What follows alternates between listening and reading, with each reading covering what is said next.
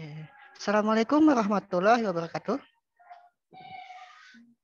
Waalaikumsalam warahmatullahi wabarakatuh. Oke, selamat siang anak-anak semuanya. Selamat bergabung di PJJ SMP YPI Belajar Online Tidak Masalah. Oke, sebelum kita mulai pembelajaran hari ini, Bapak ingin mengecek kelengkapan kalian terlebih dahulu. Silahkan bagi anak-anak yang pakaiannya belum rapi, yang masih menggunakan pakaian yang lain yang tidak sesuai, silakan dirapikan dulu. Sudah siap semuanya? Eka Yulianti, silakan kerudungnya dibetulkan terlebih dahulu. Ya. Yang lainnya juga dirapikan pakaiannya, kerudungnya, biar kita dalam pembelajaran ini bisa menyerapnya dengan maksimal. Oke, kalau sudah, sebelum kita mulai pembelajaran, alangkah baiknya kita berdoa terlebih dahulu. Berdoa menurut kepercayaan dan keyakinan masing-masing. Bapak persilahkan.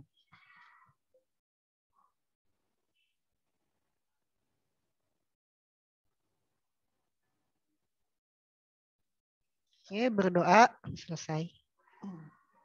Ya, anak-anakku sekalian, silakan kalian buka LKS halaman 27 ya, bab 2.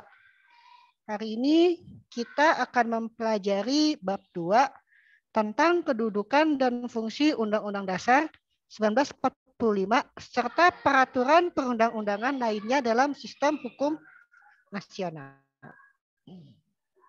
Nah, bisa kalian lihat di layar screen yang sudah Bapak share.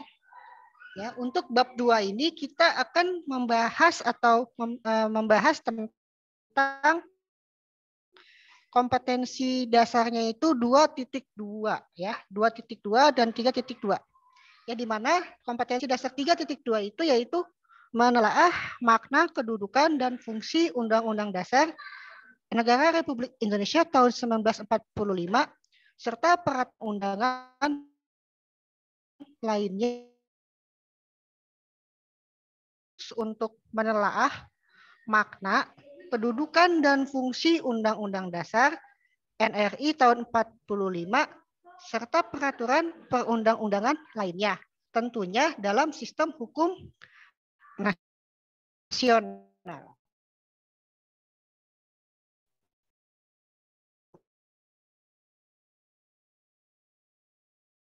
Dapatkan IPK atau indikator pencapaian kompetensi, di mana IPK atau tujuan pembelajaran di bab 2 ini yaitu yang pertama, kalian diharapkan mampu menjelaskan kedudukan dan makna pembukaan Undang-Undang Dasar NRI tahun 1945 serta menelaah makna hubungan pembukaan UUD NRI tahun 45 dan Proklamasi Kemerdekaan dan mengidentifikasi kedudukan dan fungsi UUD NRI tahun 45 serta memaknai peraturan perundang-undangan dalam sistem hukum nasional.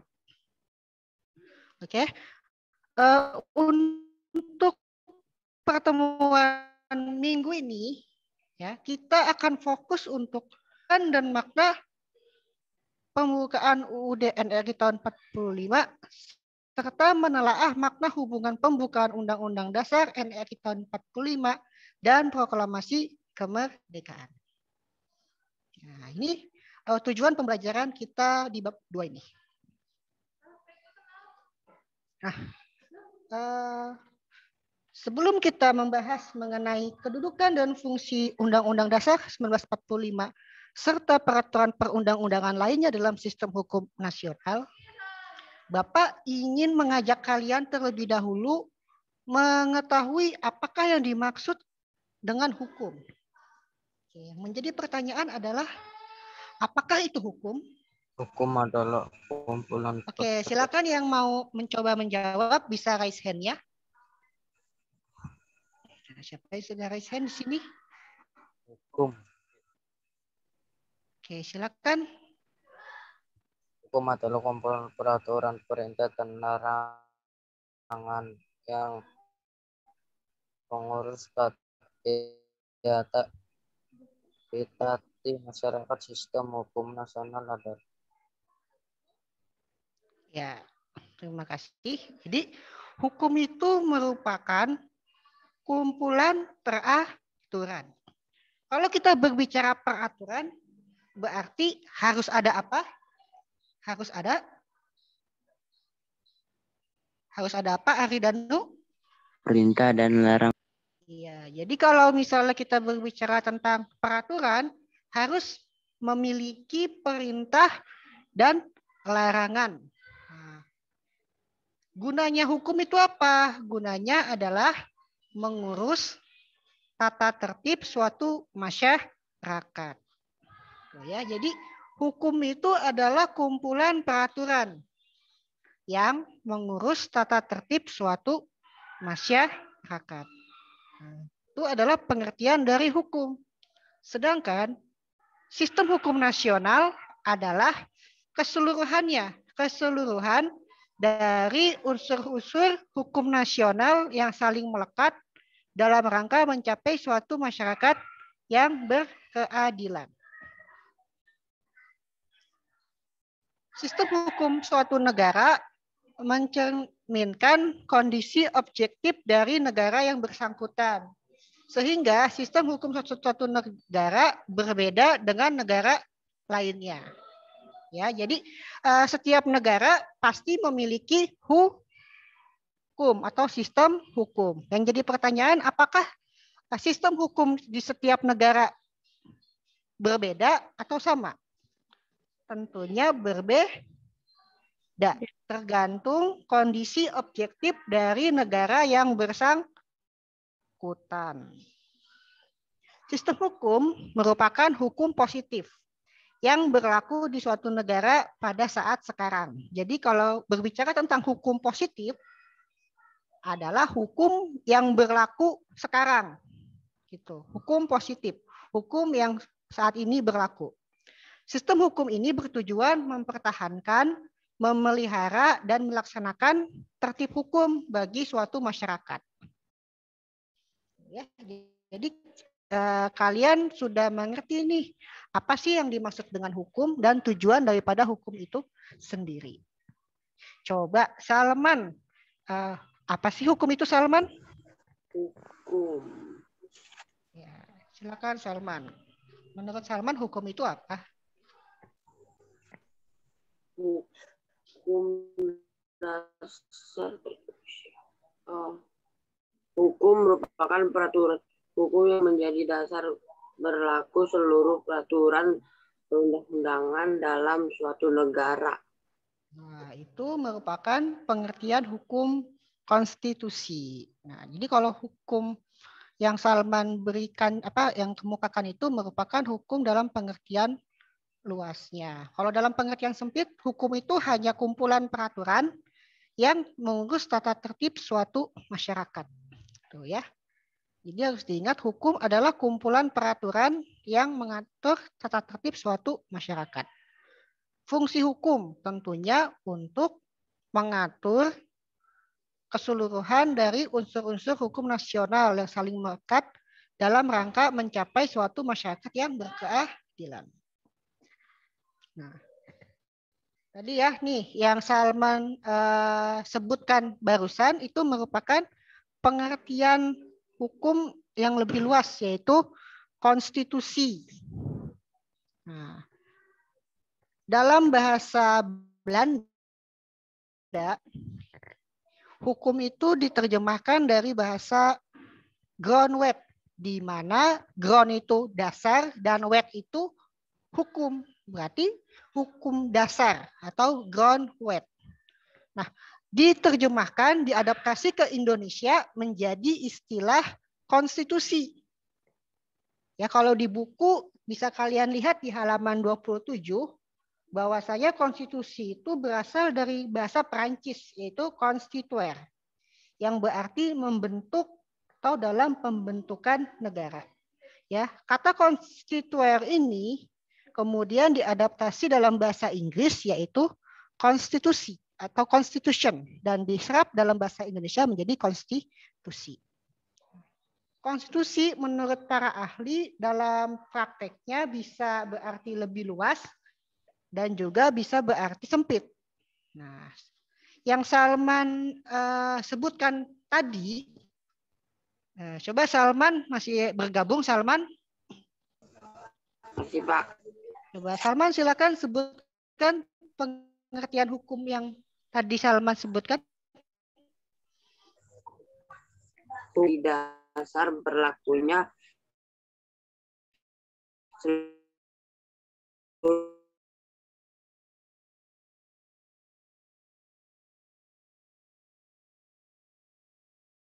Konstitusi secara luas. Jadi konstitusi atau hukum secara luas adalah peraturan yang mendasari peraturan. Namun kalau misalnya kita mau membahas konstitusi secara lebih sempit, secara arti sempitnya bisa diartikan konstitusi itu hanya sebagai undang-undang dasar saja. Nah, berbicara mengenai undang-undang dasar atau konstitusi kita, ada yang masih ingat atau tahu apakah konstitusi negara Indonesia? Amanda Reina.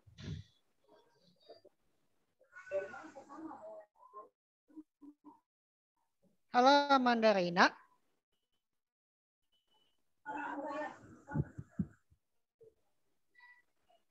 Bergabung? Apa, Pak? Ya, Evan tahu apakah konstitusi negara Indonesia itu?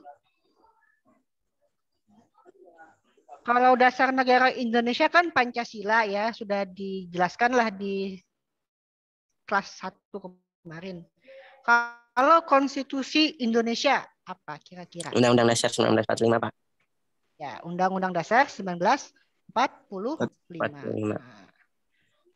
Ya betul. Ya, seperti yang tadi Salman sebutkan, bahwasanya konstitusi itu adalah peraturan yang melandasi aturan lain dari undang-undang, dari peraturan yang ada di suatu negara tersebut.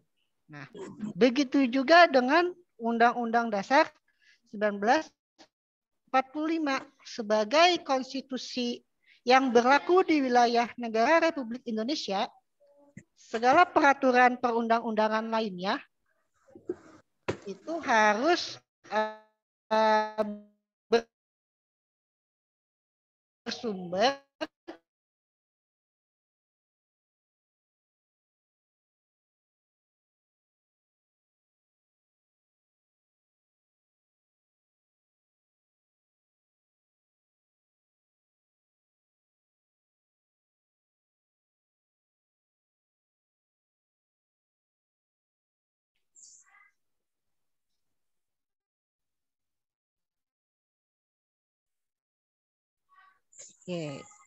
karena Undang-Undang Dasar ini disusun atau ditetapkan pada tahun berapa?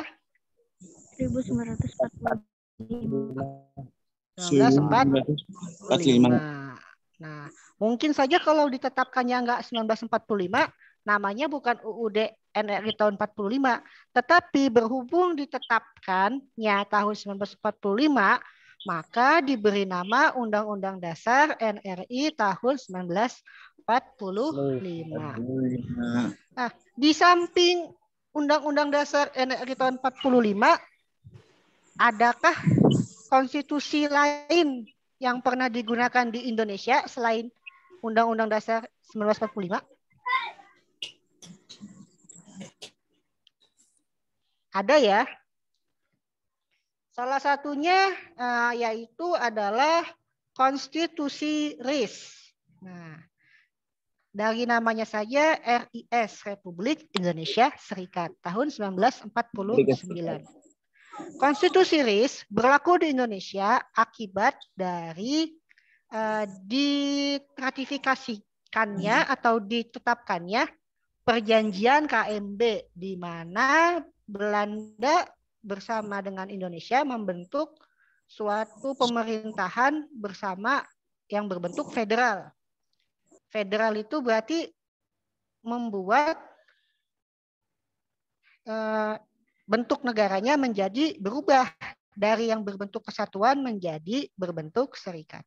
Oleh karena itu, konstitusi yang berlaku juga mengalami perubahan. Nah, jadi pada masa Republik Indonesia Serikat atau RIS, konstitusi yang berlaku adalah Konstitusi RIS tahun 49. Seiring dengan dinamika politik yang terjadi, ya, banyak negara-negara bagian dari RIS yang ingin kembali bersatu dengan Indonesia. Akhirnya pada tahun 50 ditetapkanlah UUDS atau Undang-Undang Dasar Sementara. Ya. Nah, namanya juga sementara. Maka Undang-Undang Dasar ini hanya berlaku sementara.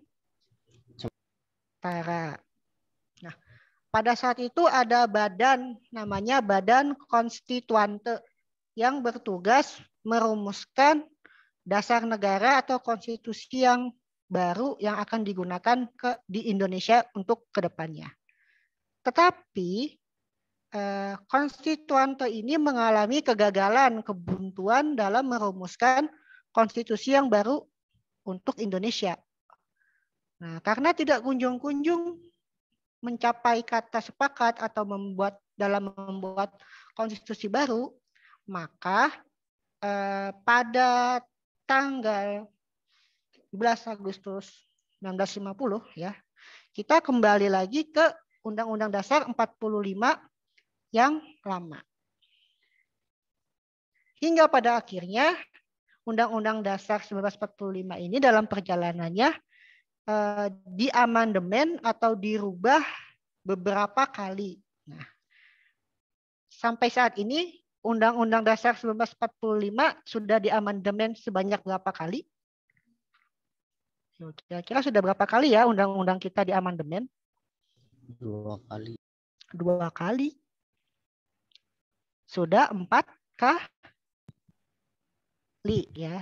Jadi saat ini kita sudah melakukan amandemen yang keempat hingga saat ini. Dan pada saat ini sedang bergulir wacana untuk amandemen kelima.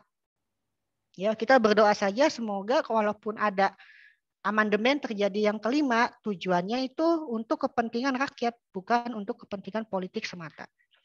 Oh iya, berbicara tentang amandemen, kalian tahu nggak apakah itu amandemen?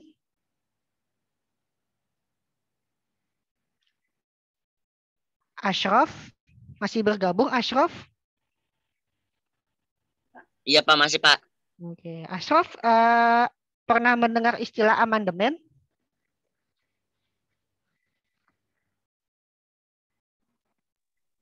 Amandemen ya Pak.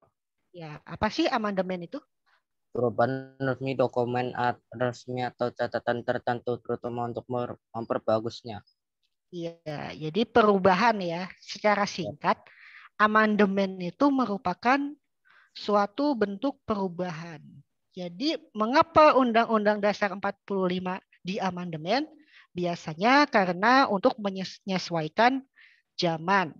Tuh, ada peraturan-peraturan baru atau perkembangan zaman. Ya, maka daripada itu dilakukanlah amandemen. Oke, sampai sini ada pertanyaan.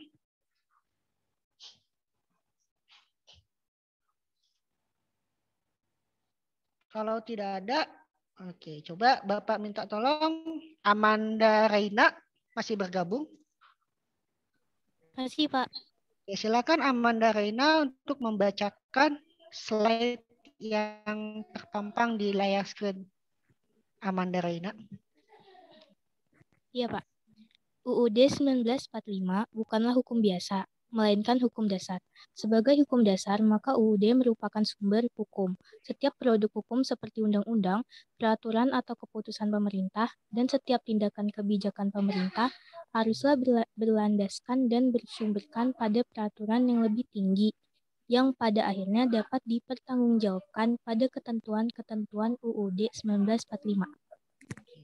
Ya, jadi seperti yang sudah dijelaskan bahwa UUD 1945 yang merupakan konstitusi negara Republik Indonesia merupakan hukum dasar. Di mana hukum dasar ini merupakan sumber hukum. Ya, jadi hukum dasar ini berarti bahwasanya Undang-Undang Dasar NRI tahun 45 menjadi landasan atau dasar dalam kebijakan atau peraturan-peraturan lainnya. Seperti itu. Nah, setiap produk hukum yang ada di Indonesia ini harus berlandaskan dan bersumber pada peraturan yang lebih tinggi, ya. Pada akhirnya nanti harus dipertanggungjawabkan pada ketentuan-ketentuan yang terdapat dalam UUD 1945.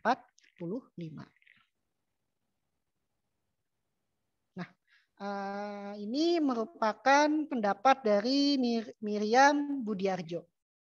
Ya, jadi Prof. Miriam Budiarjo itu berpendapat bahwasanya setiap undang-undang dasar harus memenuhi kriteria berikut.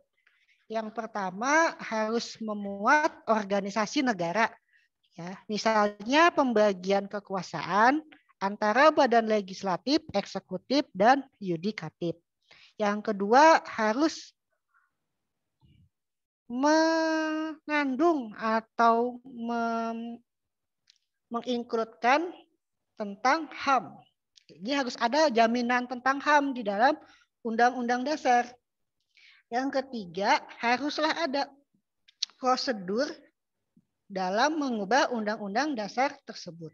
Dan ada kalanya berisi larangan untuk mengubah sifat tertentu dari Undang-Undang Dasar. Nah, ini merupakan pendapatnya Miriam Budiarjo tentang Undang-Undang Dasar. Nah, ini adalah apa ya disebutnya sistematika Undang-Undang Dasar 1945 sebelum dan setelah diamandemen. Oke, sebelum diamandemen Undang-Undang Dasar 45 itu pembukaan, batang tubuh, dan penjelasan.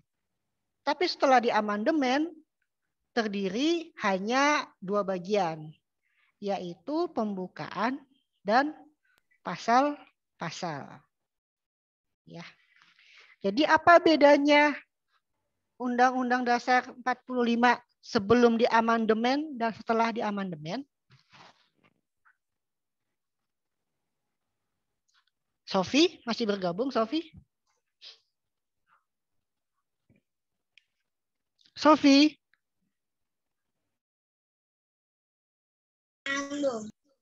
Iya, Pak. Ya. Menurut Sofi, apa bedanya Undang-Undang Dasar 45 sebelum diamandemen dan setelah diamandemen? Apa nggak tadi, Pak? Kemati, Pak. Nanti, ya. Jadi sebelum diamandemen terdiri dari 3 bagian. Pembukaan, batang tubuh, dan penjelasan. Tapi setelah diamandemen menjadi 2 bagian, yaitu pembukaan dan pasal-pasal.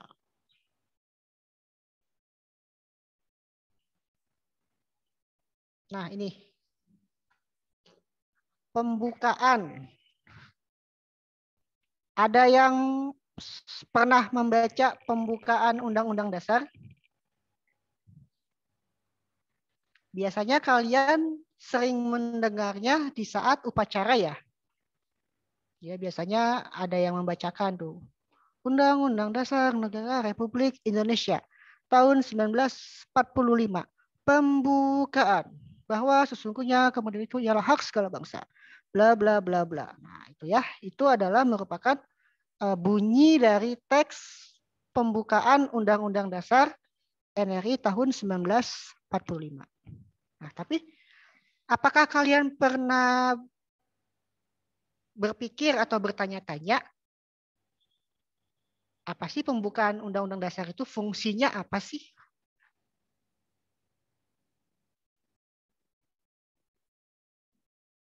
Nah, pembukaan Undang-Undang Dasar Negara Republik Indonesia ini memuat pokok kaidah negara yang fundamental bagi negara kesatuan Republik Indonesia. Pokok-pokok kaidah ini Antara lain pokok pikiran yang diciptakan dan diwujudkan dalam pasal-pasal Undang-Undang Dasar.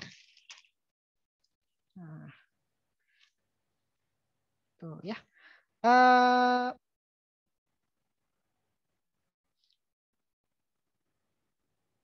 Pengakuan kemerdekaan hak segala bangsa, cita-cita nasional, pernyataan kemerdekaan, tujuan negara, kedaulatan rakyat, dan dasar negara Pancasila ini terkandung pokok-pokoknya dalam pembukaan Undang-Undang Dasar tahun 1945.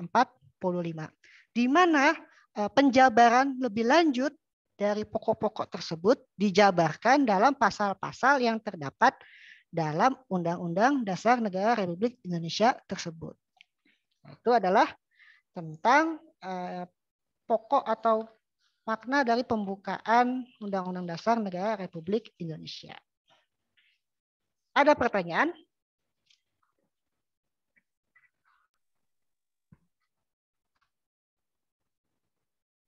Kalau tidak ada, coba dibuka LKS-nya halaman 28. Sudah dibuka LKS-nya?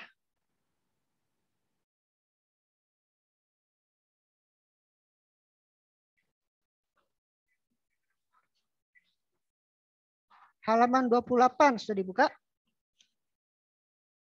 Sudah, Pak. Sudah. Nah, di sini ada hukum dasar tertulis dan hukum dasar tidak tertulis. Nah, ini merupakan hukum dilihat dari bentuknya.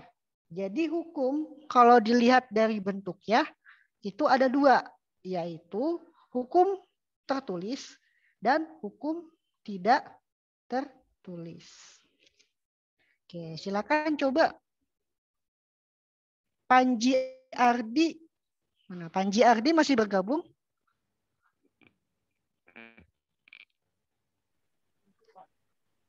Ya. Suaranya tidak terdengar Panji Ardi. Silakan Panji Ardi bisa tolong dibacakan tentang hukum dasar tertulis. Iya, Pak. Kedengeran nggak, Pak? Ya, sudah terdengar.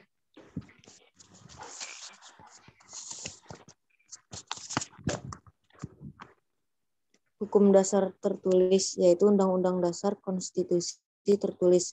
Konstitusi tertulis yaitu konstitusi yang tertulis dalam suatu naskah.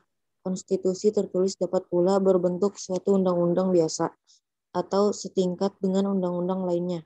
Konstitusi tertulis dapat pula berbentuk suatu undang-undang yang lebih tinggi tingkatannya. Bahkan konstitusi tertulis mempunyai kedudukan yang tertinggi dalam tingkatan hierarki perundang-undangan negara atau disebut juga sebagai undang-undang dasar. Seperti di Indonesia, konstitusi tertulisnya yaitu Undang-Undang Dasar 1945.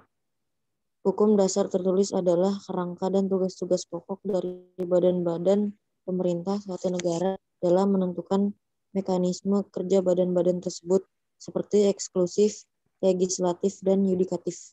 Ya, oke, terima kasih Panji Ardi. Dari yang dibacakan oleh Panji Ardi, ya, dari namanya saja, hukum dasar tertulis. Berarti hukum ini tertulis atau tidak tertulis? Tertulis. Tertulis. Nah, kalau tertulis berarti apakah ada bentuknya? Apakah ada dokumennya?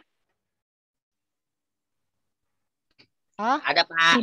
Ada, ya. Jadi hukum tertulis adalah hukum yang memiliki bentuk fisik dokumennya.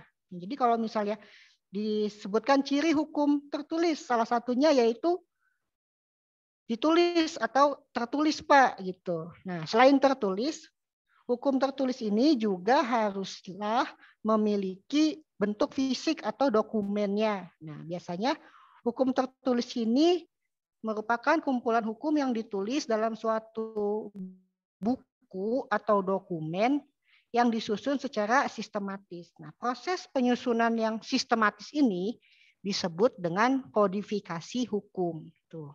Nah, berbeda dengan hukum tertulis. Kalau hukum tidak tertulis itu merupakan hukum yang tidak ada bentuknya. Ya, hukum tidak tertulis berarti hukumnya ditulis atau tidak? Tidak. Tidak. Iya. Kalau tidak tertulis ada bentuk fisiknya atau tidak? Tidak. Tidak. Sebagian besar tidak ada. Nah, salah satu contoh dari hukum tidak tertulis ini yaitu bisa berupa konvensi. Ya, konvensi. Apa sih konvensi itu? Ada yang tahu? Janet? Apakah Janet tahu apakah yang dimaksud dengan konvensi itu? Konvensi merupakan aturan-aturan dasar yang timbul dan terpelihara dalam praktik penyelenggaraannya negara. Oke, ya. Jadi konvensi ini bisa disebut merupakan kebiasaan. Kebiasaan yang terpelihara lama-lama mengakibatkan kebiasaan tersebut menjadi suatu kewajiban dan menimbulkan suatu hukum yang tidak tertulis. Contoh dari hukum tidak tertulis yaitu pidato kenegaraan Presiden di depan sidang DPR setiap tanggal 16 Agustus. Sebenarnya Presiden itu tidak wajib. Tidak ada aturan secara tertulisnya Presiden harus melakukan pidato kenegaraan di depan sidang DPR setiap tanggal 16 Agustus. Tetapi dikarenakan itu sudah merupakan suatu kebiasaan, maka setiap tanggal 16 Agustus Presiden melakukan pidato kenegaraan di depan sidang DPR. Nah, kira-kira anak-anak ada yang bisa memberikan contoh lain tidak? Contoh hukum tidak tertulis. Tidak konveksi, Pak. Konvensi, bukan konveksi, konvensi. Tidak ada dokumen. Ya, tidak ada dokumen ya. Tidak ada dokumen ya. Yang hanya merupakan kebiasaan, tetapi menjadi wajib. Padahal kan tidak ada aturan tertulis yang bahwa saja itu wajib. Tetapi karena sudah menjadi kebiasaan, maka seakan-akan itu menjadi wajib. Ya, kira-kira konvensi atau hukum tidak tertulis adalah seperti itu. Ada yang bisa memberikan contoh lain tentang hukum tidak tertulis? Nah, biasanya ini nih, kalau ada orang penting atau pejabat, suka dikasih apa? Digelarin apa? Kalau datang suka digelarin karpet warnanya apa? Merah. Warnanya merah. Boleh nggak karpetnya diganti jadi nggak warna merah? Boleh nggak karpetnya diganti nggak jadi warna merah? Ayo coba Evan. Evan masih bergabung nggak? Tidak bergabung sepertinya. Oke, Janet, kira-kira menurut Janet karpetnya boleh nggak diganti jadi bukan warna merah? Nggak boleh. Nggak boleh. Kenapa?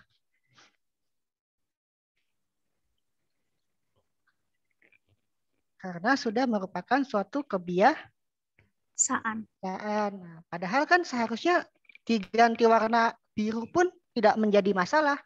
Tetapi karena tradisi atau kebiasaan menggelar karpet warna merah ketika ada orang penting datang, itu sudah menjadi suatu keharusan, maka daripada itu menggelar karpet merah kepada orang penting itu merupakan suatu contoh hukum yang tidak tertulis.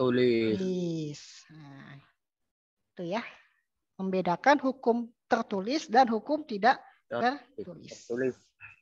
Sampai sini ada pertanyaan? Tidak. Tidak ada. Oke. Kalau tidak ada, sekian ya materi kita hari ini. Untuk anak-anak yang kemarin sudah ulangan, sudah Bapak sharekan nilainya di BDR? Nah, Sudah, Pak. Ada yang belum ulangan? Saya udah ya Pak. Oh ya, ada yang nilainya kecil, rendah? Saya Pak kayaknya. Ya. Silakan dicek kembali nilainya masing-masing di grup BDR. Bagi yang nilainya di bawah 72 ya, karena KKM kita 72, silakan kalian remedial. Remedialnya mengerjakan uji kompetensi di halaman 23 LKS. Nah, sudah dibuka halaman 23 LKS?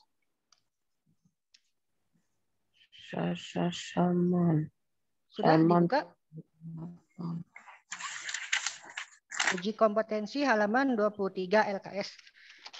Nah, untuk yang belum ulangan ataupun yang nilainya di bawah 72, silakan kerjakan uji kompetensinya bagian 1 dan 2 langsung di LKS-nya. Dikerjakan di LKS langsung dan dikirim. KKM-nya tadi berapa, Pak? Halaman 23, KKM-nya 72. Oh. Nah, jadi yang KKM-nya yang dapat nilai di bawah 72, silakan remedial, kerjakan LKS halaman 23, bagian 1 dan 2, langsung di LKS, difoto, dan dikirim via WA ke Bapak. Ada pertanyaan? Kalau dapat nilainya sama kayak KKM itu dikerjain atau tidak, Pak? Kalau sudah KKM, silakan kalau misalnya sedang tidak ada kerjaan, boleh dikerjakan juga, tapi tidak wajib. Bagi yang belum, itu wajib. Yang belum mencapai KKM. Assalamualaikum, Pak. Maaf, mau izin absen dulu. Oh ya, silakan. Sebentar deh, Bapak terusin dikit lagi. Oke, ada pertanyaan ya? Itu untuk